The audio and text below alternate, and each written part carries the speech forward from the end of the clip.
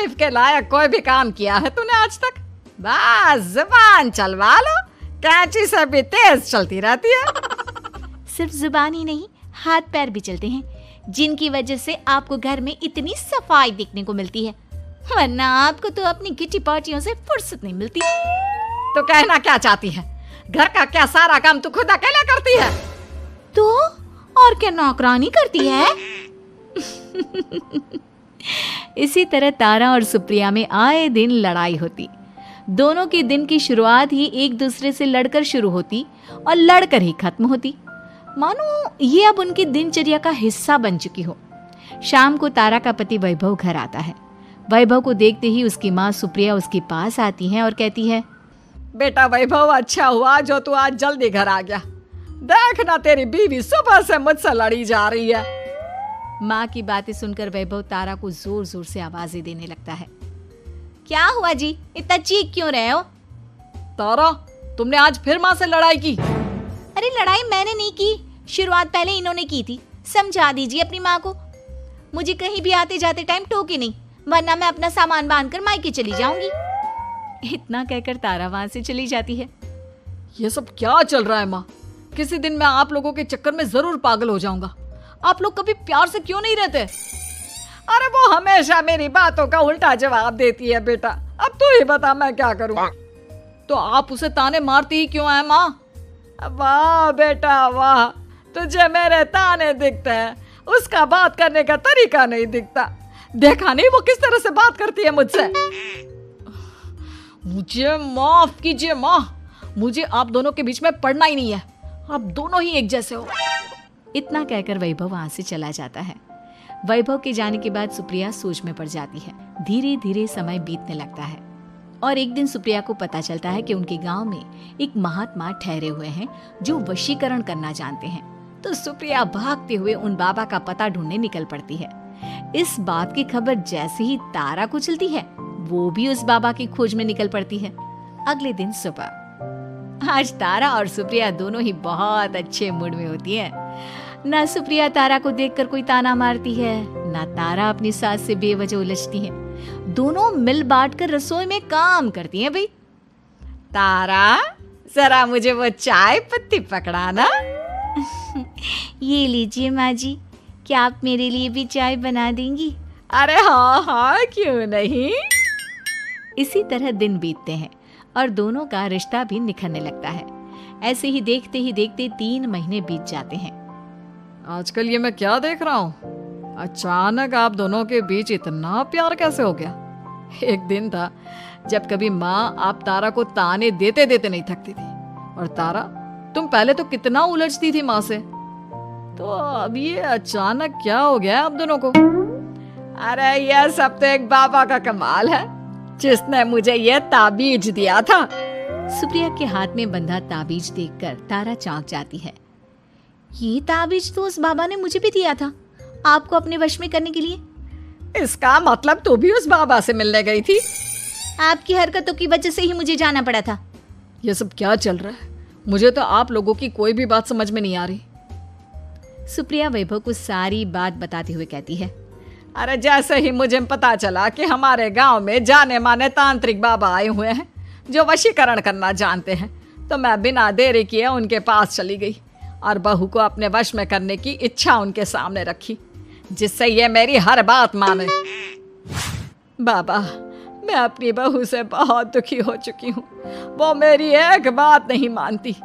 आप कुछ ऐसा कीजिए बाबा जिससे मेरी बहू मेरी हर बात मानने लगे। पहले आप मुझे अच्छे से बताइए, आपको अपनी बहू से आखिर परेशानी क्या है? बाबा, वो मुझसे कभी प्यार से बात नहीं करती। मैं उसे एक बात सुनाती हूँ तो वो पलट कर 4 बातें सुनाती है। आप कुछ ऐसा कीजिए ना जिससे मेरी बहू सारी बातें मानने लगे।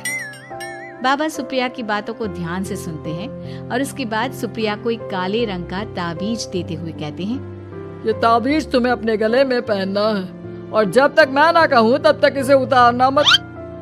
तो क्या इस ताबीज की मदद से मेरी बहू मेरे वश में हो जाएगी? सिर्फ वश में ही नहीं, इस ताबीज के कारण तुम्हारी बहू तुम्हारे आगे पीछे भी घूमने लगेगी। लेकिन बस तुम्हें कुछ काम करने होंगे। कैसा काम बाबा जी? तुम्हें अपनी जुबान पर काबू रखना होगा। उससे जो भी काम करवाना हो हमेशा प्यार से बात करनी होगी। धीरे धीरे वो तुम्हारी मुट्ठी में आ जाएगी। अरे ठीक है बाबा जी, जैसा आप कहेंगे ठीक मैं वैसा ही करूंगी। तारा ये सब सुनकर चौंक जाती है। ऐसा ही कुछ तो मेरे साथ भी हुआ था जब मैं उस बाबा से मिलने गई थी। बाबा जी, मैं अपनी सास से बहुत तंग आ चुकी हूँ। वो हर रोज़ किसी न किसी बहाने मुझसे लड़ती रहती हैं। आप प्लीज़ कुछ ऐसा करिए ना जिससे मेरी सास सुधर जाए और मुझे बेवजह टोकना बंद कर दे। तारा की ये बातें सुनकर पहले तो बाबा सोच में पड़ जाते हैं। उसके बाद वो तारा को भी काले रंग का ताबीज पकड़ाते हुए कहते हैं, ये लो बिटिया, इसे अपने गले में पहन लो और जब तक मैं तुम्हें इसे उतारने के लिए ना बोलूं तब तक इसे उतारना नहीं। इस ताबीज को पहनने से तुम्हारी सास तुमसे प्यार करने लगेगी और दिन रात तुम्हारे आगे पीछे घूमेगी। ये सुनकर तारा बेहद खुश हो जाती है। बाबा, इस ताबीज का असर कब तक होगा? अगर तुमने मेरी सारी बातें मानी तो इस ताबीज का असर तुम्हें 2 दिन बाद ही दिखने लगेगा। उसके लिए सबसे पहले तुम्हें अपनी सास को इज्जत देनी होगी, उनके साथ प्यार से बर्ताव करना होगा और अगर कोई भी काम भी करवाना हो तो प्यार से ही बात करनी होगी। फिर देखना वो कैसे तुम्हारे इशारों पर नाचती है। ठीक है बाबा जी, जैसा आपने कहा है मैं ठीक वैसा ही करूँगी। इसका मतलब उस बाबा ने हम दोनों को एक जैसे ताबीज देकर पागल बना दिया। जरूर कोई ढोंगी बाबा होगा। इतने में ही बाबा भी उनके घर पहुंच जाते हैं और मुस्कुराते हुए उनकी ओर आते हैं और उनसे उनके हालचाल पूछते हुए कहते हैं, ताबीज का असर हुआ या नहीं? बाबा जी, आपने हमें एक ही जैसा ताबीज देकर पागल बनाया है। ऐसा कैसे? ताबीज ने अपना काम तो पूरा ही किया है। आप दोनों को देखकर लगता तो नहीं कि अब भी आप लोगों के बीच कोई खटपट है। खटपट तो नहीं है बाबा जी। अब तो मेरी बहू मेरी हर छोटी बड़ी ज़रूरतों का ख्याल रखती है, मेरी सेवा करती है। हाँ, वैसे अब तो मम्मी जी मुझे ताने भी नहीं देती और ना ही कहीं आने जाने में टोकती हैं। जानते हो ये सब कैसे संभव हुआ? कैसे बाबा जी? यह सब तुम दोनों के कारण ही संभव हुआ है।